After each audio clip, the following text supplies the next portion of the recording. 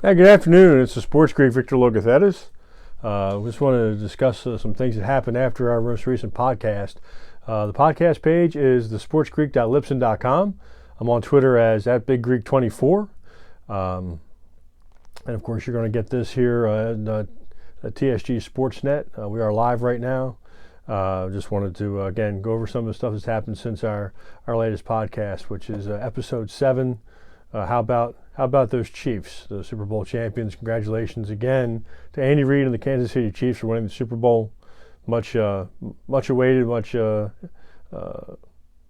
for Andy Reid. I can't get the word out, but long awaited, we'll say, and much deserved. We'll also go. So the Mets and Steve Cohen, those talks are done. The Mets will not be selling any of the controlling interest in the ball club to Mr. Cohen. He is backed out.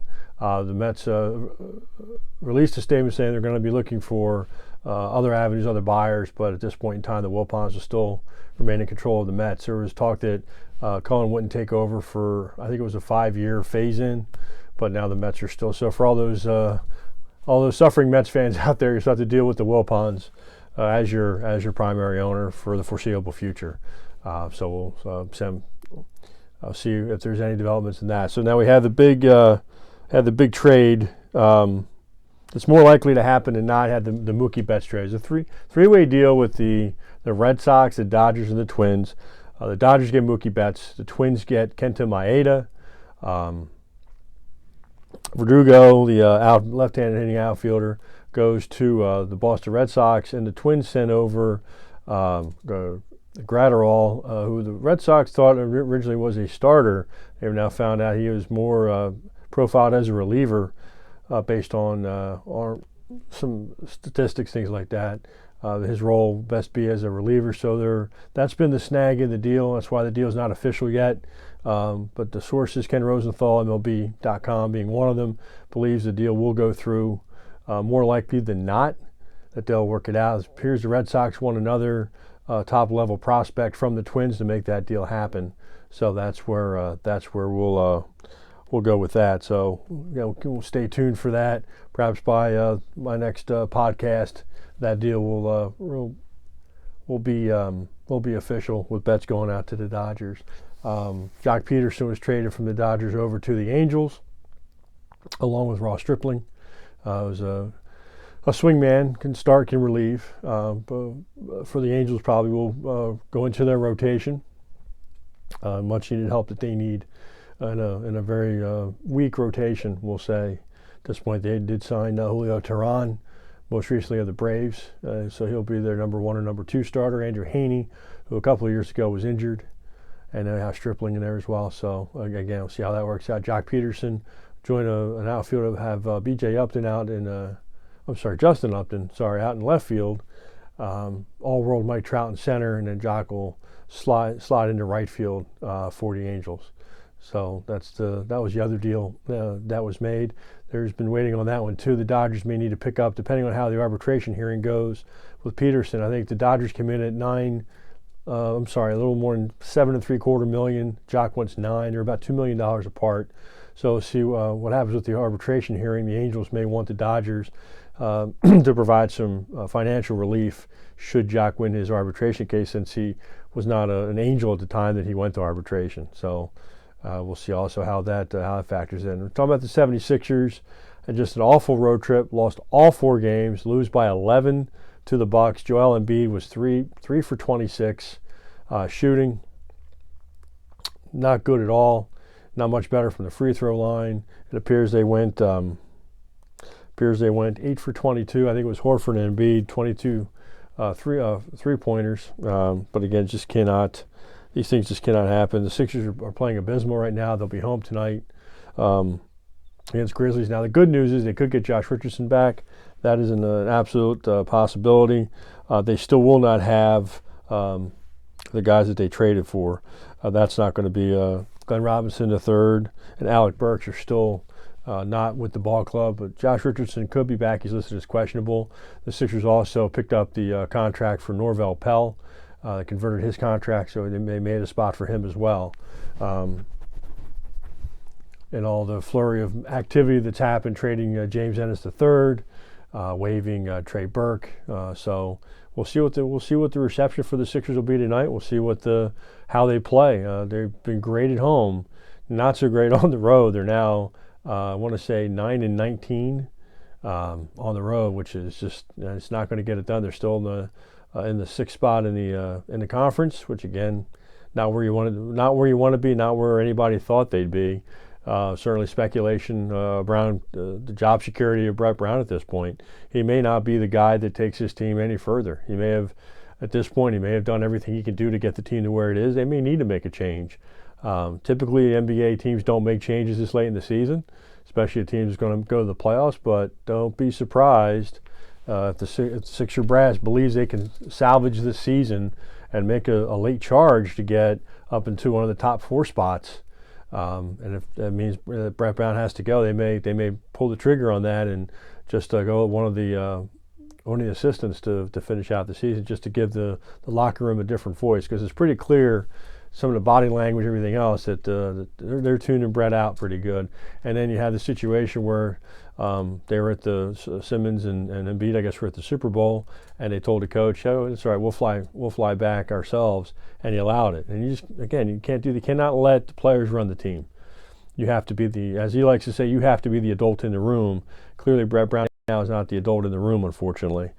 Questionable rotations, questionable coaching decisions, but we'll see again. We'll see what happens at home. Like we said, I mean, it's just a terrible road trip, losing all 4 games. You lose to an 11-win team in the Hawks, and again, you did it on their court, but you can't have it. Richardson's been out for the last 6 games. The Sixers have gone 2-4 without him, as opposed to when Embiid was out, they went 6-3 in Embiid's absence. So we're just looking for the numbers from last night, if I can find them, which would be kind of cool.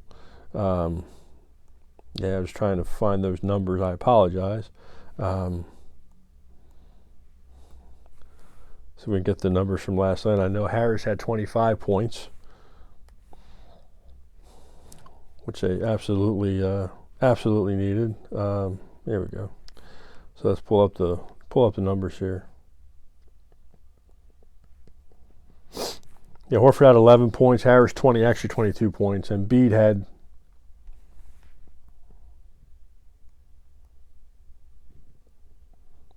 that's the wrong box score. That's what happens when you go live sometimes, unfortunately. So it's not what we wanted, so we'll just kind of live with it. But yeah, so Horford and Embiid have tried a bunch of three-point shots last night. They lose by 11 again in Milwaukee, and you knew that Milwaukee was not going to go lightly, especially given the embarrassment that they suffered on Christmas Day in Philadelphia. So that just wasn't going to happen, and it didn't. The game was a little nip and tuck for a while. The Sixers had leads, 5 points, 6 points, but at the end, the Bucks are the better team. They're the number 1 team in the league right now, playing unbelievable basketball, and they're going to be really tough come playoff time if they're still playing at this level. So that's the folks that picked the Sixers to go to the finals. I questioned when it happened. To me, they were maybe an Eastern Conference final team that they could get to that far and get for further than they have the last 2 years, but they weren't getting into the finals this year. I saw Milwaukee as a huge threat. So and they play even better than anybody thought they would be playing right now. So we'll see what happens tonight with the Sixers, and hopefully they can salvage a win at home. Maybe put some of the stuff behind. But I would assume if Richardson is not able to play, you'll see Embiid, Horford, Simmons, Tobias Harris, and Matisse Thybulle will be the 5 starters, with Korkmaz, Neto coming off the bench, as well as having Pell available, hopefully. And even if Richardson is able to play, I would imagine they might actually use him off the bench just to kind of ease him back into playing. But once he's healthy, I would personally like to see Horford go to the bench, continue to start Thybulle, and have Richardson start along with Simmons, Harris, and Embiid, and then have Richardson and Thybulle in there, and bring in Horford the first time that you want to rotate Embiid out of the game. Bring Horford in for him when you want to get Embiid a rest. So that's kind of what I would do if I were Brett Brown of the Sixers. But we'll see. we'll see what happens there. So that's probably about all I've got. Again, our podcast page is thesportsgreek.libsyn.com. Certainly can check out our podcast there, which comes out pretty much. I do a show a week. Try to see if we can get one out earlier in the week, the upcoming week. We'll see what happens there. Outside of that, that's all we've got. Again, I'm on Twitter at BigGreek24 is the Twitter handle, so you can see what I post there. Here locally, we get a lot of Phillies, a lot of Eagles stuff that I will post and respond to for the most part. But I'm trying to go a little more globally. Before we go, a few other quick things. It seems that Yasiel Puig is garnering a lot of attention, as he is an unsigned free agent, still finishing the year last year with the Cleveland Indians. Hunter Pence, good guy, used to play for the Phillies, won a couple world championships with the Giants, had a nice bounce back year with the Rangers last year. Unfortunately, was injured, wasn't able to start in the All-Star game he was voted in for. In the second half, didn't play a lot, had some hamstring issues, but he's evidently gotten offers from the Houston Astros. So that'd be a good thing for Hunter to go back to where he began his career, see if he can continue to hit the way he did last year. He got 18 home runs last year, close to 300. Played a little outfit. That's actually how he got hurt, is chasing the ball in right field. He DH'd for the most part for the Rangers, but he unfortunately was chasing down I think a ground double going down the line. He tweaked his hamstring before the All-Star game and was unable to go in the Midsummer Classic, which is a shame given he was voted in. It would have been great for him, after the awful season he had in 2018, come back and start in the All-Star game in 2019. So Hunter Pence is one of the really good guys in the sport, really hoping that he can secure a contract and get an opportunity to play this year. So everybody have a great weekend, and go ahead and check out the podcast. Thanks.